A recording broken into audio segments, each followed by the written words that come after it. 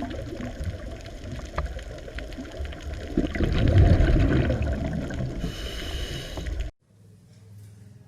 બાળકો, સૌ મજામાં છો ને? જુઓ, આપણે આપણું પ્રકરણ નંબર 12 પૂરું કરી ગયા. હવે આજે પ્રકરણ નંબર 12 માંથી કેટલાક નીટ અને સંબંધી અગત્યના મુદ્દાઓની વાત કરીએ. આમ જુઓ તો આ પ્રકરણમાંથી તમારા ટેક્સ્ટ બુકમાંથી જ મોટા ભાગનું પૂછાય છે, એટલે 12 ના ટોપિક્સ વધારે જરૂરી નથી, પણ છતાંય થોડાક જે મુદ્દાઓ અગત્યના છે અને નાની નાની જે અગત્યની માહિતી છે એની ચર્ચા આપણે આ લેક્ચરમાં કરશું. તો સૌથી પહેલા આપણે જોઈએ લઘુ પોષક તત્વો અને ગુરુ પોષક તત્વો વચ્ચેના તફાવતોની વાત કરી. આપણે જાણીએ છીએ કે લઘુ અને ગુરુ પોષક તત્વો એમ બે ભાગમાં આવશ્યક તત્વોને વિભાજિત કરવામાં આવે. પણ આ બંને ગુરુ પોષક તત્વો અને લઘુ પોષક તત્વોની વચ્ચે મુખ્ય તફાવતો કયા છે એની વાત કરીએ. તો સૌથી પહેલી વાત કરીએ આપણે ગુરુ પોષક તત્વો વનસ્પતિમાં સરળતાથી માપી શકાય એવી માત્રામાં હોય. નંબર 1,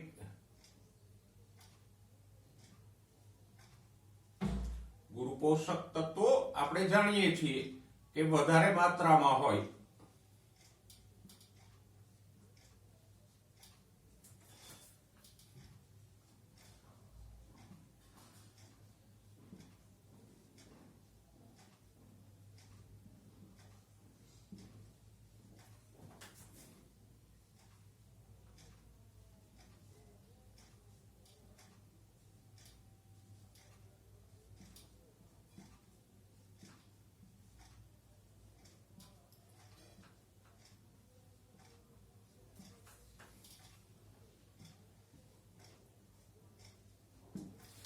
અને વધારે માત્રામાં ગુરુ પોષક તત્વો હોય એટલે જ એને સરળતાથી આપણે માપી શકીએ. વનસ્પતિનું શુષ્ક વજન લ્યો એટલે કે વનસ્પતિનું શુષ્ક વજન કેવી રીતે લેવાય એ મેં તમને સમજાવ્યું હતું કે વનસ્પતિને પહેલા તો સુકાવી દો અથવા તો એને સીધી જ ઓવનમાં મૂકી દો 100°C તાપમાને, એટલે એમાં રહેલું બધું પાણી ઉડી જશે અને આપણને એક રાખ જેવો સફેદ પદાર્થ મળશે. એને એ શું થયું? શુષ્ક વજન. તો ગુરુ પોષક તત્વો વધારે માત્રામાં હોય એટલે એને સરળતાથી માપી શકાય. અને લઘુ પોષક તત્વો વનસ્પતિમાં એકદમ ઓછી માત્રામાં હોય.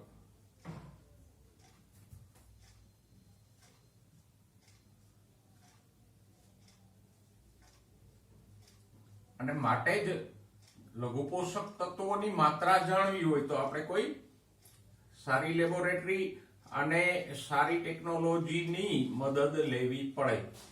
એના વગર એનું ચોક્કસ પ્રમાણ માપી ન શકાય. ઓકે, પ્રમાણની વાત કરીએ તો જૂના સિલેબસમાં અલગ પ્રમાણ આપ્યું, પણ આપણે આપણા સિલેબસ પ્રમાણે જ બંનેનું પ્રમાણ લખશું. ગુરુ પોષક તત્વોની માત્રા કેટલી હોય કે પ્રમાણ કેટલું હોય?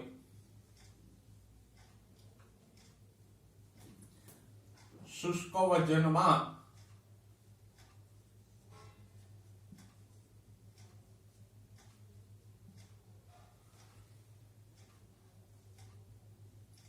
દસ મિલીમોલ પ્રતિ કિલોગ્રામ કે એનાથી વધુ હોય. જ્યારે લઘુ પોષક તત્વોની માત્રા કેટલી હોય તો કે એની માત્રા શુષ્ક વજનમાં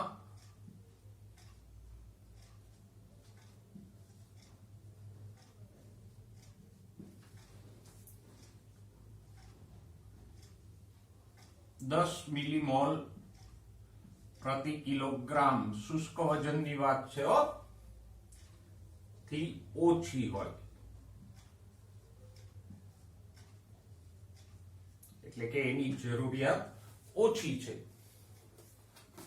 ઓકે, નેક્સ્ટ જોઈએ ગુરુ પોષક તત્વો મુખ્યત્વે વનસ્પતિ દેહના બંધારણ અને કોષરસીય ઘટકોના બંધારણમાં હોય. કોષરસીય ઘટકો એટલે કે કોઈ અંગિકાઓના ઘટકોમાં હોય, જુદા જુદા પ્રોટીન્સ, ઉત્સેચકો, ડીએનએ એવા અણુઓના બંધારણમાં હોઈ શકે, હરિત દ્રવ્યના બંધારણમાં હોય, વનસ્પતિ અંગિકાઓ દાખલા તરીકે કોષ દિવાલના બંધારણમાં હોઈ શકે. તો ગુરુ પોષક તત્વો મુખ્યત્વે ક્યાં ભૂમિકા ભજવે? તો કે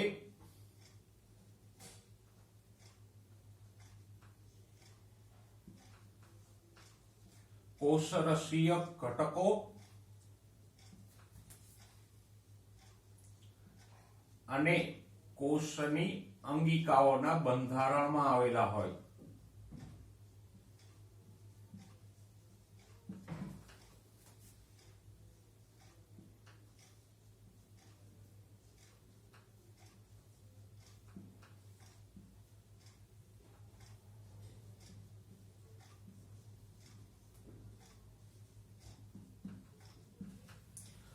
જ્યારે લઘુ પોષક તત્વોની વાત કરો તો લઘુ પોષક તત્વો બંધારણીય ભૂમિકા ભજવતા નથી, પણ એ ચયાપચયની ક્રિયાઓમાં ક્યાંય ને ક્યાંય સંકળાયેલા હોય. દાખલા તરીકે કોઈ ઉત્સેચકને સક્રિય કરવો અથવા તો બીજી કોઈ ચયાપચયની ક્રિયામાં લઘુ પોષક તત્વો સંકળાયેલા હોય, પણ અપવાદ સિવાય લઘુ પોષક તત્વો કોઈ અંગિકાના બંધારણમાં હોતા નથી. ફોર એક્ઝામ્પલ જો આપણે મેંગનીઝની વાત કરી કે મોલિબ્ડેનમની વાત કરી, ક્લોરાઇડની વાત કરી, તો એ બધા બંધારણમાં નથી પણ પ્રક્રિયામાં જરૂરી છે. તો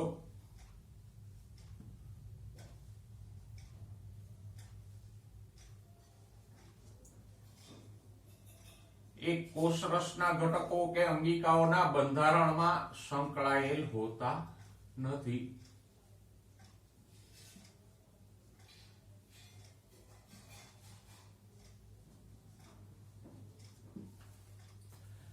ઓકે, નેક્સ્ટ. ઘણા ગુરુ પોષક તત્વો આશ્રુતિ ક્ષમતા અને કોષના અવકાશ એટલે કદમાં વધારો પ્રેરે. દાખલા તરીકે પોટેશિયમ, ક્લોરાઇડ એવા બધા તત્વો કોષનો આસુન દાબ વધારે, જેથી કરીને કોષનું કદ પણ વધે અને કોષરસની સાંદ્રતા પણ વધારે, એટલે કોષરસનો આશ્રુતિ દાબ પણ વધશે. આપણે આયનિક સંતુલન વખતે અને અગાઉ પણ ભણી ગયા કે કોઈ કોષ છે તો એને પાણીનું શોષણ કરવું હોય તો એ શું કરે? પોટેશિયમ કે ક્લોરાઇડ જેવા તત્વોને એ અંદર લેશે. એને કારણે કોષનો આશ્રુતિ દાબ વધશે. આશ્રુતિ દાબ કેવી રીતે વધે? તો કે આ બધા આ ક્લોરાઇડ કે પોટેશિયમ અંદર આવે એટલે સાંદ્રતા વધે, સાંદ્રતા વધુ તો આશ્રુતિ દાબ વધુ, અને આશ્રુતિ દાબ વધશે તો એની પાછળ પાણી અંદર આવશે. તો આમ એક તો આશ્રુતિ દાબ વધારે અને કોષ પાણી અંદર આવવાથી આસુન બનશે એટલે કોષના કદમાં પણ વધારો થશે. તો આવી રીતે જીવરસની સાંદ્રતા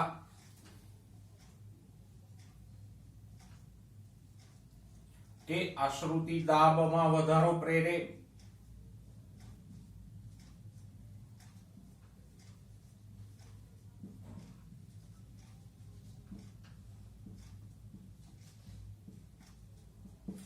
પણ લઘુ પોષક તત્વો આવો આશ્રુતિ દાબનો ફેરફાર પ્રેરી શકતા નથી, કારણ કે એની તો માત્રા જ ઓછી હોય. તો થોડીક માત્રામાં એ કોષની અંદર આવે તો કોષના આશ્રુતિ દાબમાં બહુ મોટો ફરક નહીં પડે, એટલે એ જીવરસની આશ્રુતિ દાબમાં કોઈ ફેરફાર કરી શકશે નહીં.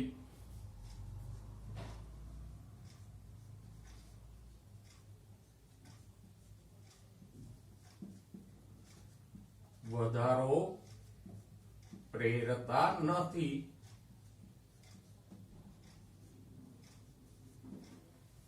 ઓકે, અહીંયા ઉદાહરણ તરીકે આપણે લખી શકીએ કયા ગુરુ પોષક તત્વો? તો કે પોટેશિયમ, ક્લોરાઇડ વગેરે, સોડિયમ. નેક્સ્ટ, ગુરુ પોષક તત્વો કોષનો આસુન દાબ વધારે. આસુન દાબ ટીપી આપણે ભણી ગયા કે કોષનું પાણી આમ દિવાલ ઉપર જે દબાણ લગાવે એને શું કહીએ આપણે? આસુન દાબ. અને આસુન દાબ વધે તો કોષનું કદ પણ વધે, કોષ ફૂલે, આસુન થાય.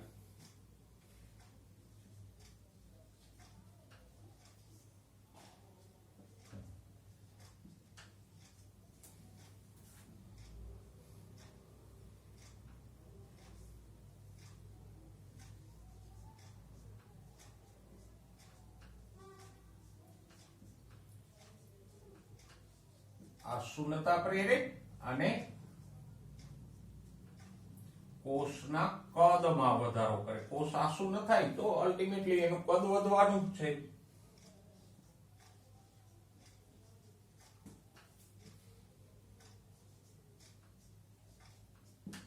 જ્યારે લઘુ પોષક તત્વો ઓછી માત્રામાં હોય એટલે એના આવવાથી આશ્રુતિ દાબ નહીં વધે, આશ્રુતિ દાબ નહીં વધે તો પાણી અંદર નહીં આવે, અને પાણી અંદર નહીં આવે તો કોષના કદમાં કે આસુનતામાં વધારો થશે નહીં.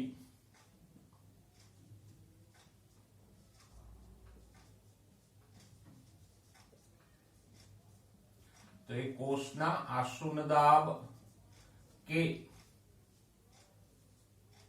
કદમાં વધારો કરતા નથી.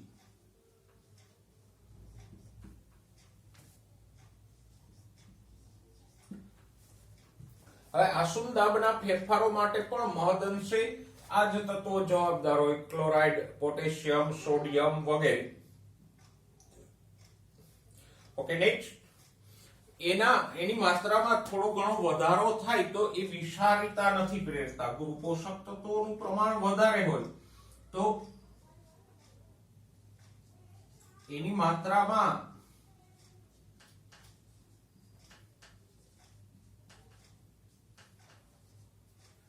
થોડોક વધારો થાય તો એ વિષારીતા એટલે કે હાનિકારક અસરો કરતા નથી.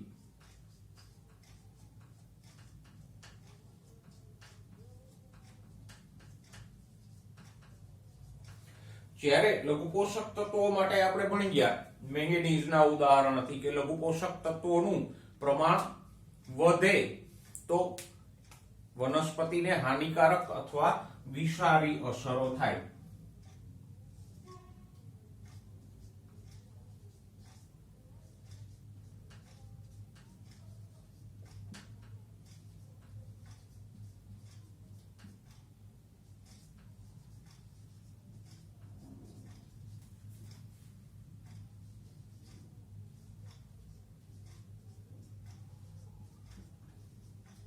અહીંયા આપણે મેંગેનીઝનું ઉદાહરણ લઈ ગયા હતા કે મેંગેનીઝનું વધુ પ્રમાણ આયર્ન, મેગ્નેશિયમ અને કેલ્શિયમની ક્રિયાશીલતાને અવરોધે અને એને કારણે વનસ્પતિને નુકસાનકારક અસરો થાય.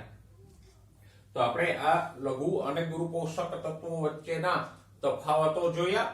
આ તફાવતોને તમારી નોટમાં આ ચેપ્ટરની સાથે સાથે જ નોંધી લેજો, જેથી કરીને જ્યારે તમે રિફર કરો ત્યારે જે મુદ્દાઓ આપણે ટેક્સ્ટબુક આધારિત નોંધ્યા છે એની સાથે જ નીટના મુદ્દાઓ પણ રિફર થઈ જાય અને તમને સરળતા રહે.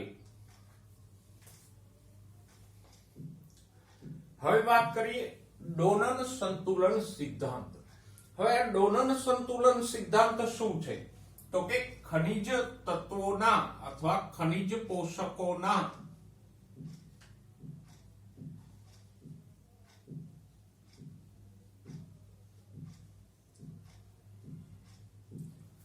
પરોક્ષ શોષણ અને સમજાવતો સિદ્ધાંત છે. પરોક્ષ શોષણ એટલે નિષ્ક્રિય વહન.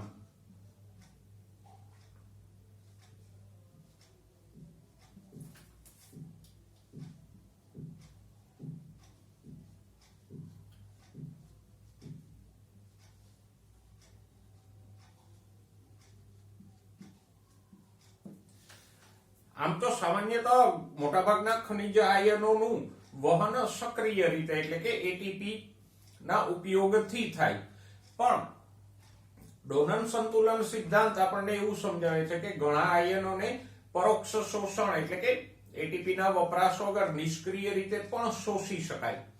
કેવી રીતે આ સિદ્ધાંત સમજાવે છે જોઈએ. પહેલી વાત કે ઘણા આયનો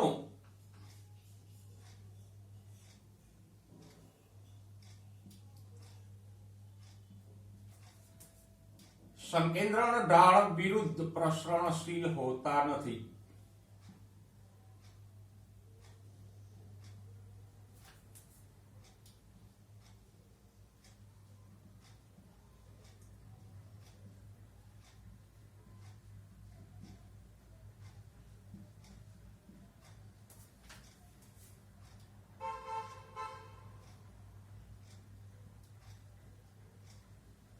એટલે કે આવા આયનોનું વહન સંકેન્દ્રણ ઢાળ વિરુદ્ધ એટલે ઓછી સાંદ્રતાથી વધુ સાંદ્રતા તરફ થતું નથી. હવે જો આવા આયનોનું સંકેન્દ્રણ જમીનમાં ઓછું હોય અને કોષની અંદર વધુ હોય તો પછી કોષને જરૂરિયાત હશે તો પણ આ આયનોને નહીં શોષી શકે. ફોર એક્ઝામ્પલ આ એક મૂળનો કોષ છે, અહીંયા એ આયનોનું સંકેન્દ્રણ વધારે છે, બહારની તરફ ભૂમિય દ્રાવણમાં ઓછું છે, પણ છતાંય કોષને આને અંદર લેવા છે તો આયનો તો સંકેન્દ્રણ ઢાળ વિરુદ્ધ અપ્રસરણશીલ છે. તો કેવી રીતે થઈ શકે એ આ ડોનન સંતુલન સિદ્ધાંત આપણને સમજાવે છે. તો આવા અપ્રસરણશીલ આયનો, અપ્રસરણશીલ એટલે આ કે જે સંકેન્દ્રણ ઢાળ વિરુદ્ધ પ્રસરણ પામીને કોષમાં આવતા નથી.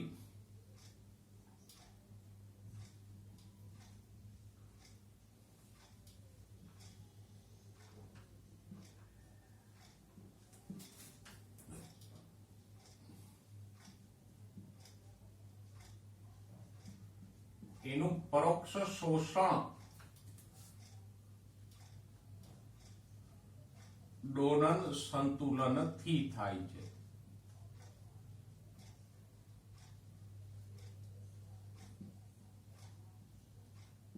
અથવા સમજાવાય છે.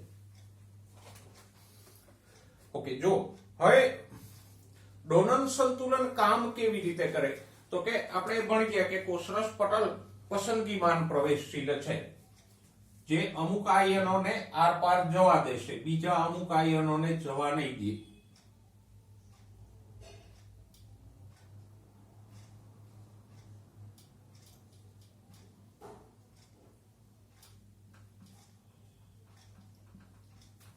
પસંદગીમાન પ્રવેશશીલ જ એને કહેવાય કે જે પસંદગીના ધોરણે આયનોને કે દ્રવ્યોને આરપાર વહન પામવા દે.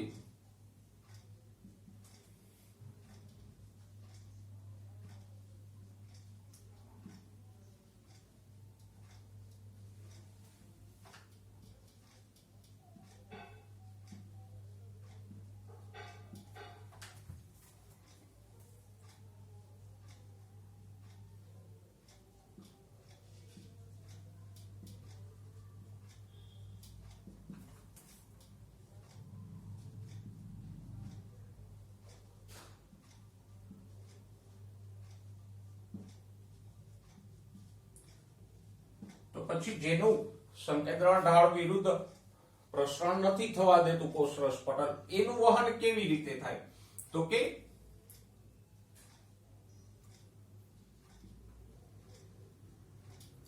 કોષરસમાં આવેલા આવા ધન આયનો, આવા એટલે અપ્રસરણશીલ,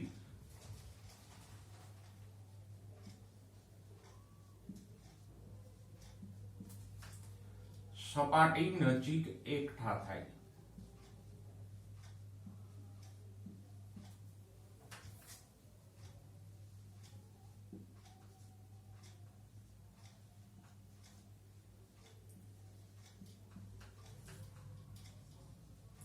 અને આને પરિણામે શું થાય તો કે કોષરસ પટલ અથવા તો કોષરસ સ્તર જેને આપણે કહીએ એની અંદર તરફ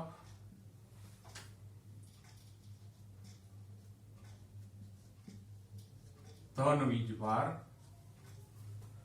સર્જાય.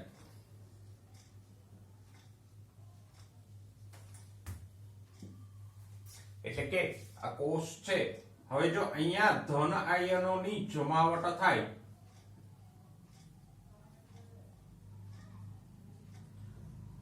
તો શું બને?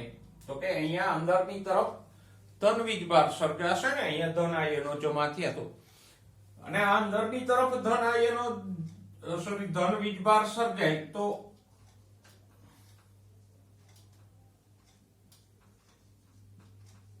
કોષરસ સ્તરની બહાર તરફ શું સર્જાય?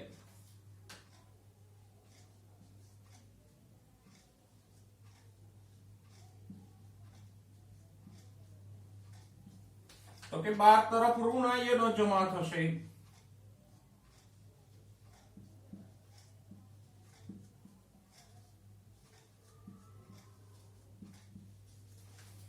સ્વાભાવિક છે ને, અંદર ધન વીજભાર જમા થયો તો બહાર તરફ જે ભૂમિય જળમાં ઋણ આયનો હશે એ બધા અહીંયા આકર્ષાઈને એકઠા થશે.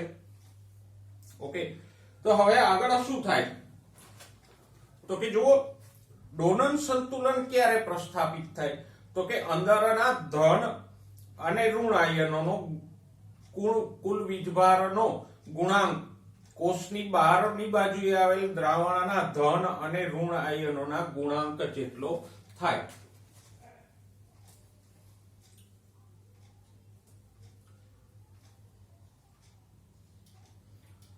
જ્યારે કોષની અંદરના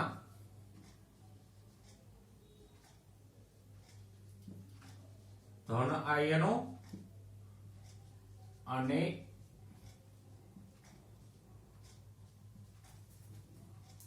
ઋણ આયનોનો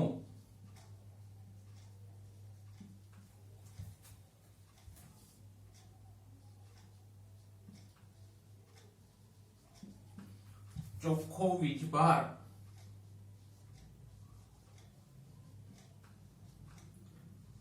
અને ભૂમિય જળ એટલે કે કોષની બહાર આવેલા પાણીમાં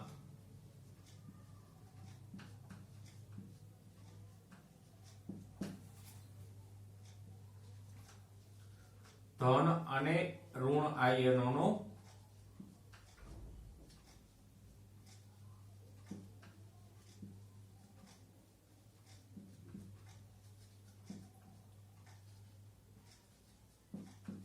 ચોખ્ખો વીજભાર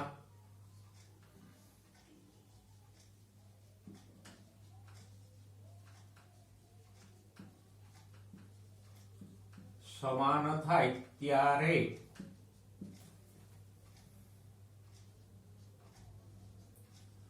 ડોનન સંતુલન સ્થપાણું કહેવાય.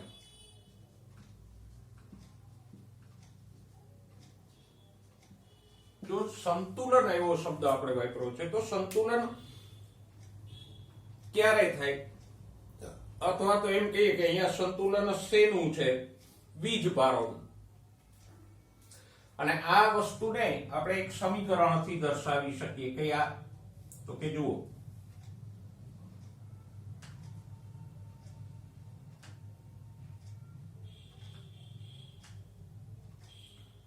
C for cations, cations એટલે ધન આયનો, અને A for anions, anions એટલે ઋણ આયનો.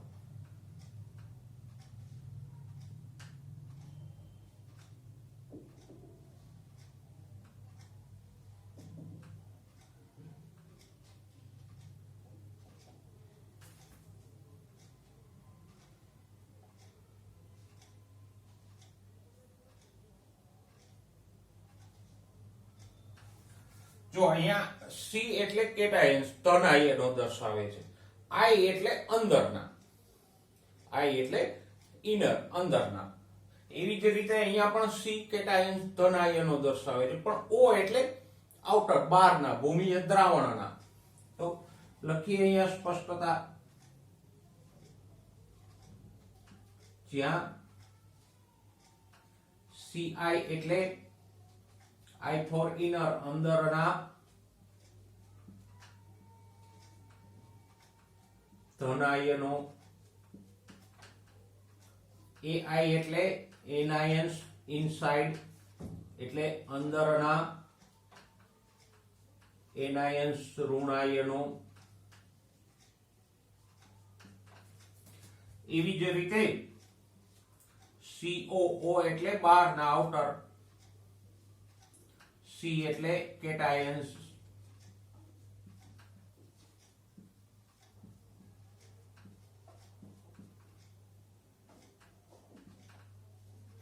AO એટલે બહારના ઋણ આયનો. તો સરળ શબ્દોમાં આપણે આને સમજાવી શકીએ કે અંદર જે આયનો છે એનો ચોખ્ખો વીજભાર, કોષની અંદર ધન આયનો પણ હશે અને ઋણ આયનો પણ હશે.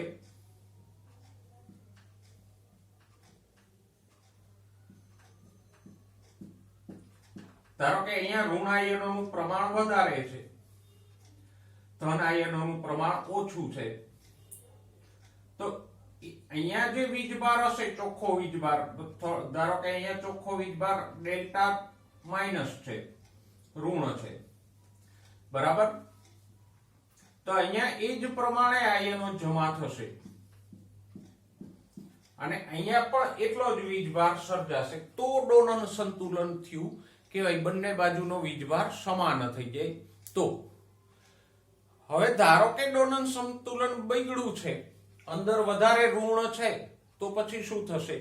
બહારથી ધન આયનો આપમેળે વીજભારથી ખેંચાઈને અંદર આવશે. જો આમ એ અપ્રસરણશીલ છે, પ્રસરણ પામતા નથી, પણ અહીંયા વીજભારના ખેંચાણથી આયનો અંદર આવશે.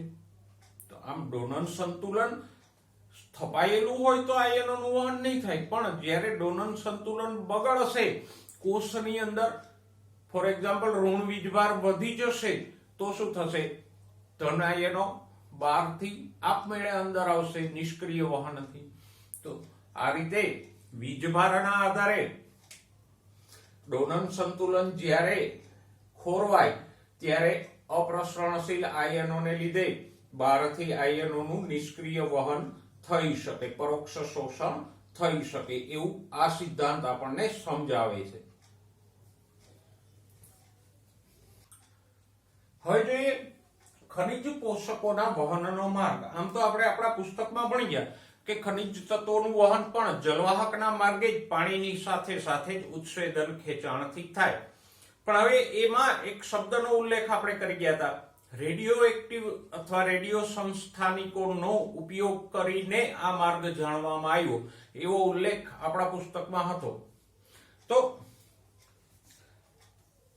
આ રેડિયો એક્ટિવ તત્વોનો ઉપયોગ કરીએ એ ટેકનોલોજીને શું કહેવાય? Tracer technique. જો આનો ઉલ્લેખ આગળ પણ બે એક જગ્યાએ આવશે અને 12મા ધોરણમાં પણ આવશે. એટલે ટ્રેસર ટેકનિક ટુ ટ્રેસ એટલે પગેરું શોધવું. જેમ નથી કોઈ ગુનેગારનો મોબાઈલ પોલીસ ટ્રેસ કરે અને એ ગુનેગાર ક્યાં ક્યાં જાય છે કે ગયો છે એ જાણવા મળે, તો આમ મોબાઈલને ટ્રેસ કરી અને પગેરું શોધવામાં આવે. એમ વનસ્પતિમાં પણ ઘણા બધા આયનો કે તત્વોનું આપણે પગેરું શોધવું હોય કે ભાઈ આ આયન કયા રસ્તે જાય છે અથવા તો એ કઈ કઈ પ્રક્રિયાઓમાં સંકળાય છે એ જાણવું હોય તો એના માટે રેડિયો એક્ટિવ તત્વોનો ઉપયોગ કરવામાં આવે. કારણ કે આયનમાંથી રેડિયેશન નીકળે તો આપણે એને જાણી શકીએ. આવો જ એક પ્રયોગ આપણે પ્રકાશ સંશ્લેષણ વાળા પ્રયોગમાં પણ ભણીશું. તો આમ રેડિયો સંસ્થાનિકોના વિકિરણનો ઉપયોગ કરી અને વનસ્પતિમાં કોઈ તત્વનું પગેરું શોધવામાં આવે કે તત્વને ટ્રેસ કરવામાં આવે, એને શું કહેવાય? Tracer technique. હવે ખનિજ આયનોનું વહન જલવાહક દ્વારા થાય છે એ સાબિત કરતો પ્રયોગ ટ્રેસર ટેકનિક દ્વારા કોણે કર્યો? તો કે સ્ટાઉટ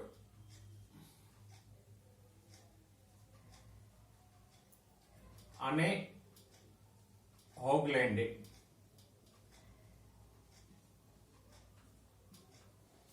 કેવી રીતે કર્યો? તો કે રેડિયો એક્ટિવ પોટેશિયમથી પોટેશિયમનો રેડિયો એક્ટિવ સમસ્થાનિક એને આપ્યો વનસ્પતિને.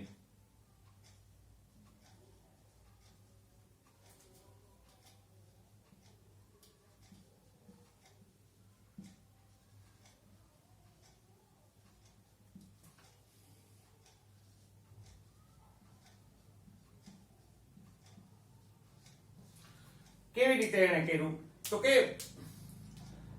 એક છોડ લઈ અને એને એક છોડમાં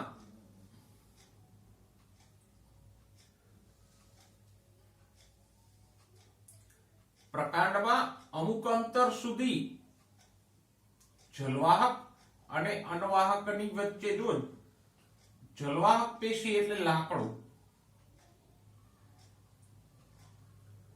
જલવાહક એટલે કોણ છે તો કે લાકડું, અનવાહક એટલે તો કે આંતરછાલનો ભાગ છે એ અનવાહક છે, અને એની બહાર તરફ જે આવેલું હોય રક્ષણાત્મક પડ એને આપણે શું કહીએ છાલ. તો આમ લાકડાની ફરતેની જે આંતરછાલ હોય એ અનવાહક પેશી છે, અને એની બહાર તરફ છે એને આપણે શું કહીએ કોર્ક અથવા તો છાલ.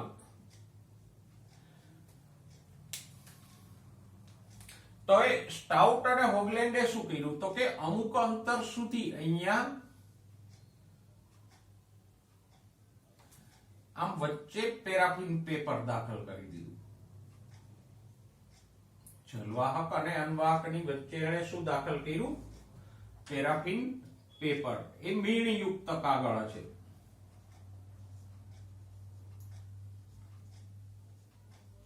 અને આ પેરાફિન પેપર ક્યુટિકલની જેમ અપ્રવેશશીલ છે.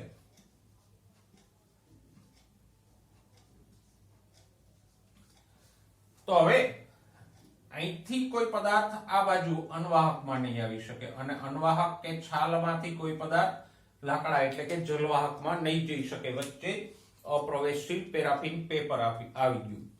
પછી એણે શું કર્યું તો કે એણે રેડિયો એક્ટિવ પોટેશિયમ આપ્યું વનસ્પતિના મૂળને, અને પછી એણે આ છાલ અને અનવાહક વાળા ભાગનું અને જલવાહક એટલે લાકડાનું એનાલિસિસ કર્યું.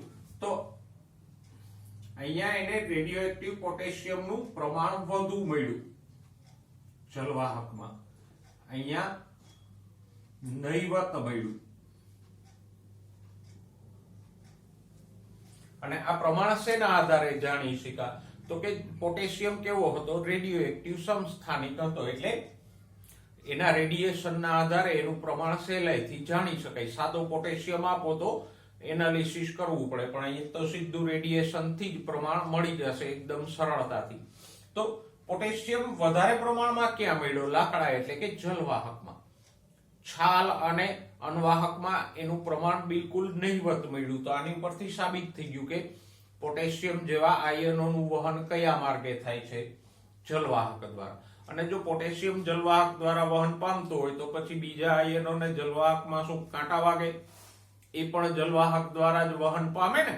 તો આમ આ ટ્રેસર ટેકનિક દ્વારા સ્ટાઉટ અને હોગલેન્ડે એ સાબિત કરી બતાવ્યું કે ખનિજ આયનોનું વહન કયા માર્ગે થાય છે? જલવાહકના માર્ગે થાય છે. તો આપણે એવા કહી શકીએ કે ખનિજ તત્વો કે ખનિજ પોષકોના વહનનો માર્ગ કયો છે? તો કે જલવાહક. અને જલવાહકમાં પાણીની સાથે જ ઉત્સેદન ખેંચાણ દ્વારા આયનો ઉપર તરફ વહન પામશે. તો આ એક સરસ મજાનો પ્રયોગ આપણે જોયો કે જેના દ્વારા એ સાબિત થઈ જાય કે ખનિજ પોષકોના વહનનો માર્ગ જલવાહક છે. અને પ્રયોગે આપણે એટલા માટે જોયો કે આપણા પુસ્તકમાં ઉલ્લેખ પણ છે કે રેડિયો એક્ટિવ સમસ્થાનિકોના ઉપયોગથી આ માર્ગ જાણી શકાણો. તો કેવી રીતે એ પ્રયોગ કરવામાં આવ્યો એ આપણે સવિસ્તાર જોયું. હવે વાત કરીએ ખનિજ પોષકોની ત્રુટિજન્ય અસરો. જો આપણા પુસ્તકમાં આપણે અમુક ત્રુટિજન્ય અસરો ભણી ગયા, જેમ કે ક્લોરોસિસ, નેક્રોસિસ વગેરે ત્રુટિજન્ય અસરો કેવી રીતે પ્રેરાય અને કયા ખનિજોથી પ્રેરાય એ આપણે જોઈ ગયા. અહીંયા થોડી વિશેષ ત્રુટિજન્ય અસરોની ચર્ચા કરી લઈએ કે જે આપણને ઉપયોગી થઈ શકે. જો એમાંની પહેલી અસર છે કુંઠિત વૃદ્ધિ.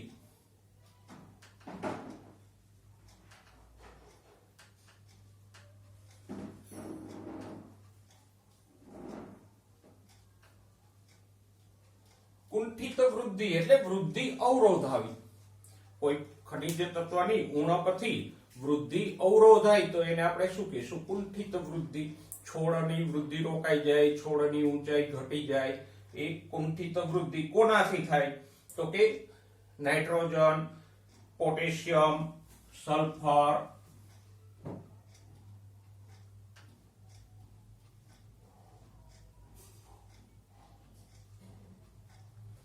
કેલ્શિયમની ઉણપથી પણ થાય. પછી ઝિંક, બોરોન, મોલિબ્ડેનમ અને ક્લોરાઇડ, આ બધા તત્વોની ઉણપથી વૃદ્ધિ કુંઠિત થશે. ઓકે, નેક્સ્ટ જોઈએ પર્ણો અને પ્રકાંડમાં જાંબલી દાગ પડી જવા.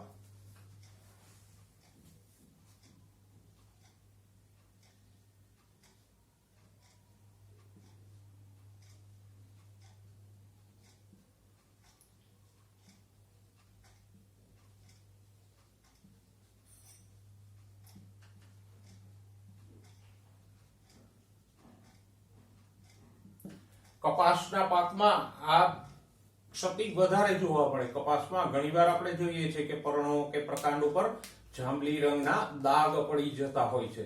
તો એ પણ અમુક ખનિજ તત્વોની ઉણપને કારણે થતા હોય.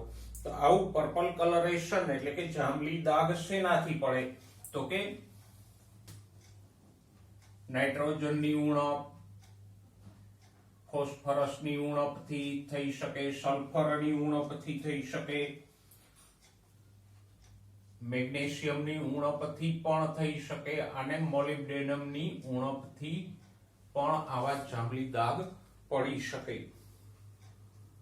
ઓકે, પછી નેક્રોસિસ તમે ભણી ગયા છો. ઓકે, નેક્સ્ટ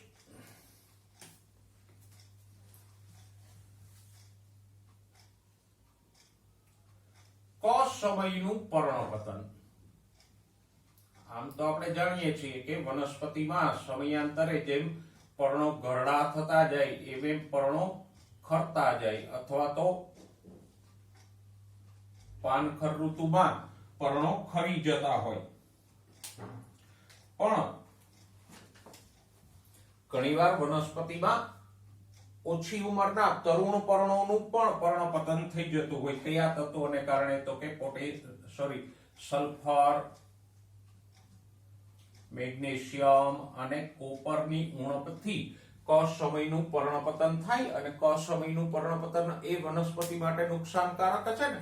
પર્ણ ઘરડું થઈ જાય અને ખરી જાય તો એ વ્યાજબી વસ્તુ છે કે ઘરડું અને નકામું પર્ણ ખરી જાય તો એની જગ્યાએ નવા પર્ણો આવે અને ઉપયોગી થાય. પણ ઉપયોગી પર્ણો ક સમયે એટલે કે ઓછી ઉંમરે ખરી પડે તો એ વનસ્પતિ માટે હાનિકારક બાબત છે. તો ક સમયનું પર્ણપતન શેનાથી પ્રેરાય? તો કે ફોસ્ફરસ, મેગ્નેશિયમ અને કોપરથી. ઓકે, નેક્સ્ટ કોષ વિભાજનમાં અવરોધ.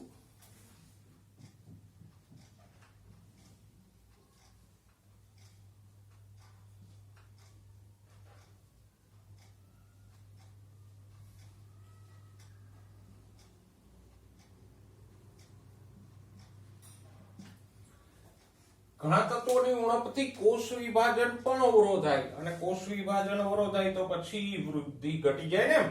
કયા તત્વો છે? તો કે નાઇટ્રોજન, પોટેશિયમ, સલ્ફર અને મોલિબ્ડેનમ. નાઇટ્રોજન, પોટેશિયમ, સલ્ફર અને મોલિબ્ડેનમ જેવા તત્વોની ઉણપથી કોષ વિભાજન અવરોધાય. સાથે સાથે કેલ્શિયમની ઉણપથી પણ કોષ વિભાજન અવરોધ હશે.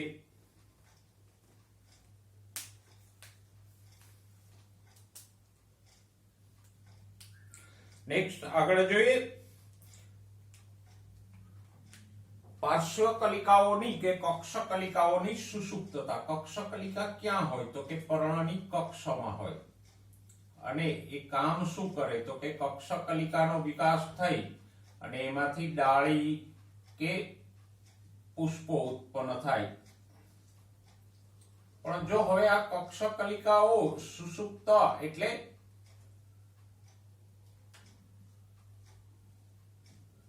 નિષ્ક્રિય થઈ જાય તો નવી ડાળીઓ કે પુષ્પો ઉત્પન્ન થશે નહીં. તો આમ કક્ષ કલિકાઓની સુષુપ્તતા પુષ્પ સર્જનમાં વિલંબ પ્રેરે અને નવી ડાળીઓના નિર્માણમાં પણ વિલંબ થાય. શેનાથી આવું થાય છે તો કે નાઇટ્રોજન, સલ્ફર અને મોલિબ્ડેનમની ઉણપથી આવી કક્ષ કલિકાઓની સુષુપ્તતા પ્રેરાય. ઓકે.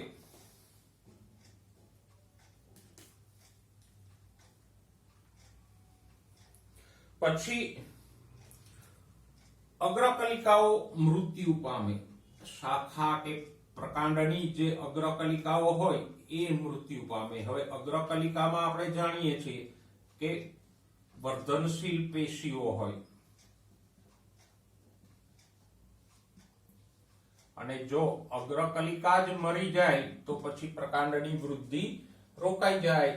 આવા પ્રકારની વૃદ્ધિ થાય નહીં. કોઈ પણ પ્રકાંડ લ્યો છોડનું, તમારી આજુબાજુમાં કોઈ છોડ હોય તો એનો ઉપરનો પ્રકાંડનો જે અગ્રકલિકાનો ભાગ છે એને કાપી નાખજો અને પછી જોજો તો એ પ્રકારની આગળ વૃદ્ધિ નહીં થાય. તો આવું શેને કારણે થાય તો કે મુખ્યત્વે પોટેશિયમ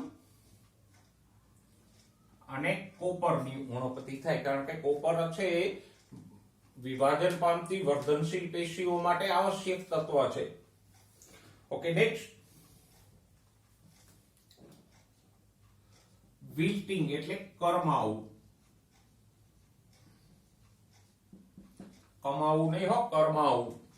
આપણે જોઈએ છે ઘણીવાર વનસ્પતિના પર્ણો કરમાઈ જતા હોય છે. તો એ શેને કારણે થાય છે તો કે ક્લોરાઇડને કારણે મુખ્યત્વે થાય. કારણ કે ક્લોરીનની ઉણપ હોય તો આસુન દાબ ઘટી જાય અને આસુન દાબ ઘટી જાય તો પર્ણો કરમાઈ જાય. ઓકે.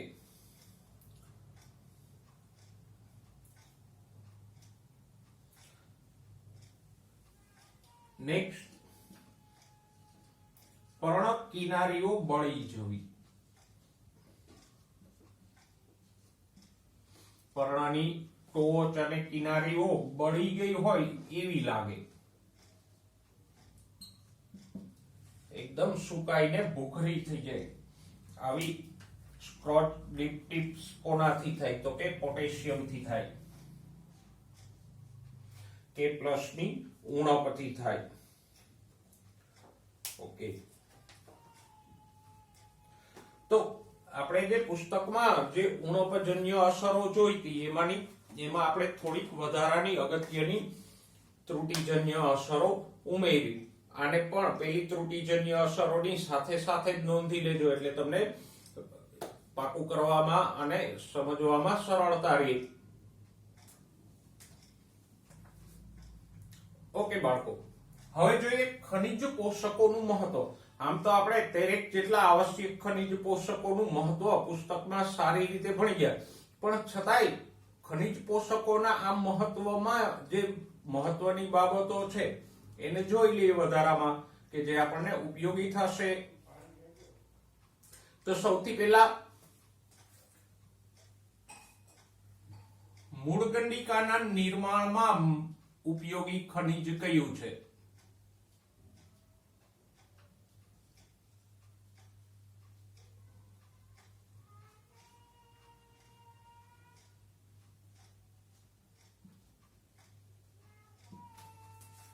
તો કે સલ્ફર. સલ્ફર મૂળગંડિકાના નિર્માણમાં મહત્વની ભૂમિકા ભજવે. પછી કોષરસ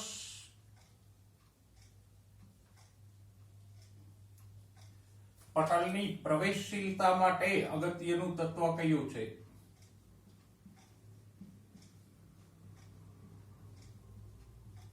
કેલ્શિયમ. કોષરસ પટલની પ્રવેશશીલતા કે પારગમ્યતા માટે કેલ્શિયમ મહત્વનું છે. નેક્સ્ટ, ઘણી વનસ્પતિઓમાં ટેનિન નામના લાલ રંગની જમાવટ હોય, તો એ ટેનિનના સંશ્લેષણમાં કોણ મહત્વનું છે? ટેનિન છે એક લાલ રંગનો રક્ષણાત્મક પદાર્થ છે જે વનસ્પતિને સળતી અટકાવે. તો આ ટેનિન સંશ્લેષણમાં મોલિબ્ડેનમ ભાગ ભજવશે.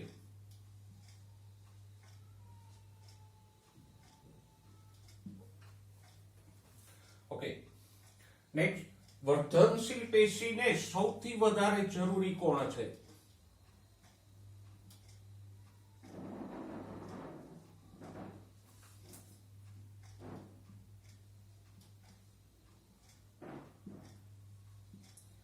વર્ધનશીલ પેશી કે જે વનસ્પતિની વૃદ્ધિ પ્રેરે છે એમાં સૌથી વધુ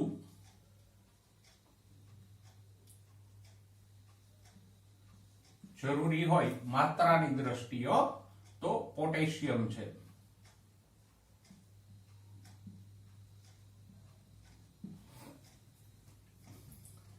ઓકે, નેક્સ્ટ,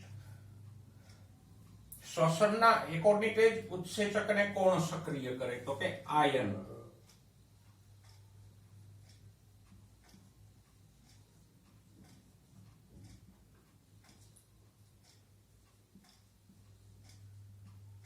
ક્રેબ ચક્ર દરમિયાન એકોનિટિક એસિડ બને, એમાં એકોનિટેજ ઉત્સેચક ભાગ લે, એને સક્રિય કોણ કરે?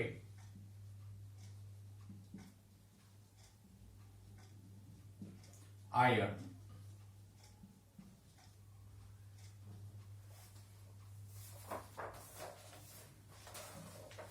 ઓકે, નેક્સ્ટ,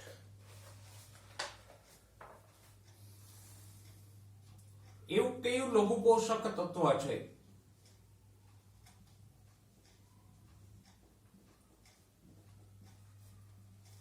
જે કોઈ ઉત્સેચકની સક્રિયતામાં સંકળાયેલ નથી?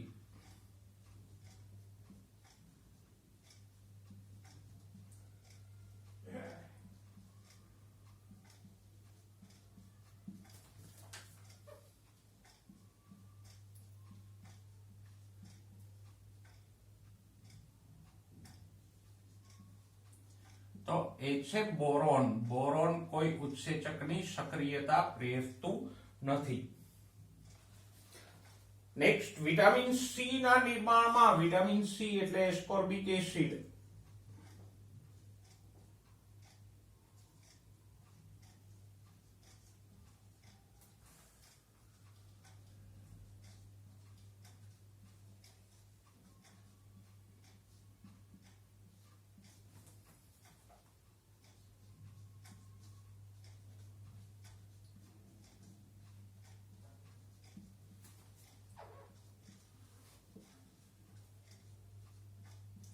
કોણ ભાગ લે છે?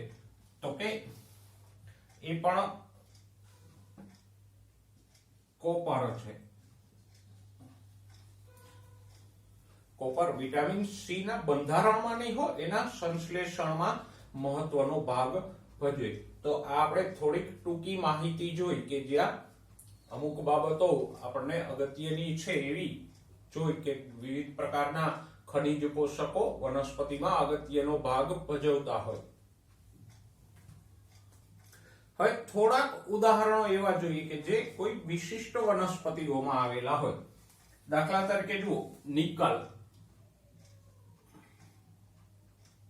તો એ યુકેલિપ્ટસ જેવી ઊંચી વનસ્પતિઓ કે વૃક્ષોમાં હોય.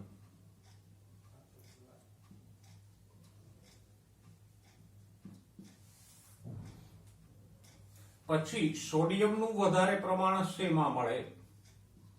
તો કે એટ્રિપ્લેક્સ જેવી લવણોદ્ભિદ વનસ્પતિઓમાં. લવણોદ્ભિદ એટલે ક્ષારવાળા વિસ્તારોમાં ઉગતી હોય એવી. અને આ પણ ક્ષારવાળો વિસ્તાર છે તો એમાં જમીનમાં જ સોડિયમનું પ્રમાણ વધારે હશે.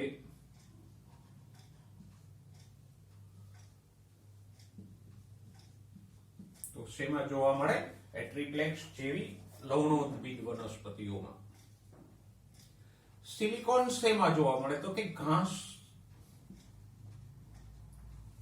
માં સિલિકોન હોય અને એ ઘાસને યાંત્રિક મજબૂતી આપે.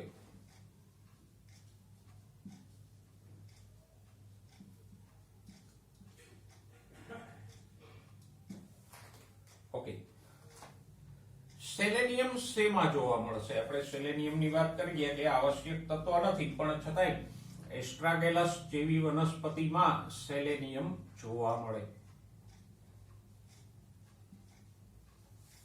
ઓકે, અને કોબાલ્ટનું વધુ પ્રમાણ શેમાં જોવા મળશે? તો કે સિમ્બિકુળની વનસ્પતિઓમાં, જે મૂળગંડિકાઓ ધરાવે છે એમાં.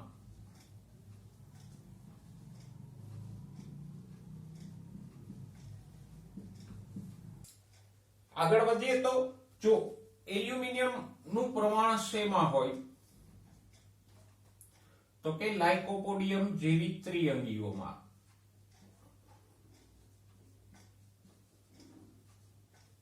લાઇકોપોડિયમ એક ત્રિઅંગી વનસ્પતિ છે જેમાં પુષ્પો નથી હોતા. પછી સોનાનું પ્રમાણ શેમાં હોય? તો કે ઇક્વિસિટમ જેવી ત્રિઅંગીઓમાં. અને રાઈ જેવી વનસ્પતિઓ, જો જમીનમાં સોનું હોય તો થોડા પ્રમાણમાં એનો સંગ્રહ કરે. કદાચ એટલે જ રાઈનો રંગ છે એ અંદરથી પીળો હોઈ શકે સોનાને કારણે. બને એવું? તો આ જે કઈ વિશેષતાઓ આપણે જોઈ એને તમારી નોટબુકમાં સરસ રીતે નોંધી લેજો. તો વિદ્યાર્થી મિત્રો, આપણે આ લેક્ચરમાં આપણા પ્રકરણ નંબર 12 માંથી નીટને સંબંધિત મહત્વના મુદ્દાઓની ચર્ચા કરી. આ મુદ્દાઓને તમે વ્યવસ્થિત રીતે નોંધી લેજો અને યાદ રાખજો. નીટની એક્ઝામમાં તમને ઘણા બધા ઉપયોગી થશે અને તમે વધારે માર્ક્સ સ્કોર કરવામાં સફળ થશો. નેક્સ્ટ ટાઈમ નવા ચેપ્ટરની ચર્ચા સાથે ફરીવાર મળીશું. ત્યાં સુધી સ્વસ્થ રહો, મસ્ત રહો અને ભણવામાં વ્યસ્ત રહો.